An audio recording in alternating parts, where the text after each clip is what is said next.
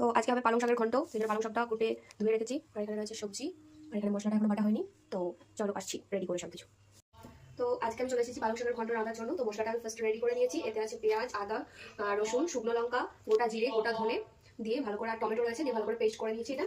আর এখানে রয়েছে সবজি, শীতের সবজি, অনেক রকমের সবজি রয়েছে, যেমন আলু, বেগুন, শিম, গাজর, মটরশুঁটি, বিনস, অনেক কিছু রয়েছে। আর এখানে রয়েছে পালং শাক, আর কিছু রয়েছে কাঁচা লঙ্কা। তো চলো রান্নাটা স্টার্ট করা যাক। ফার্স্টে দিয়ে দিলাম তেল, এরপরে আমি সবজিগুলোকে ভালো করে ফ্রাই করে নেবো। চলো এবার সবজিগুলো তেলেতে দিয়ে দিলাম। ফার্স্টে বেগুনটা দিয়ে দিলাম, সব সবজিগুলো ভালো করে একসাথে ফ্রাই করে নেবো।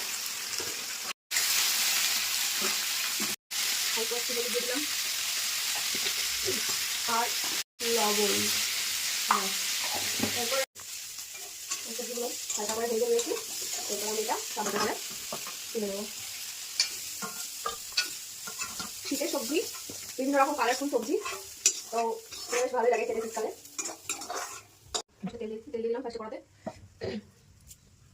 এরপরে কিছু শুকনো লঙ্কা ফোড়ন দিচ্ছি, আর কিছু জিরে ফোড়নে দিয়ে দিলাম। এরপরে দেবো ওই পেস্ট করা মশলাটা, যেটা আগে থেকে পেস্ট করে রেখেছিলাম।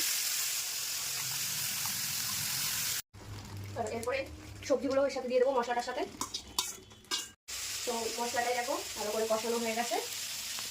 এরপরে আমি এর সাথে দিয়ে দেবো পালং শাক। পালং শাকে প্রচুর ক্যালসিয়াম থাকে, তো তোমরা এভাবে পালং শাকের তরকারি রান্না করে খাও, শীতকালে এটা খাওয়া খুব খুব উপকার শরীরের জন্য। তো এগুলো দিয়ে দিচ্ছি, আর এর সাথে আমি জল এখন দেবো না, পরে লাগলে দেবো, কারণ শাকটা থেকে অনেকটা জল বেরোবে। তো এইভাবে শাকটাকে দিয়ে আরেকটুক্ষণ কষিয়ে নিলাম। এরপরে দিয়ে দেবো কাঁচা লঙ্কা, আর আরেকবার এটা নাড়িয়ে দিলাম।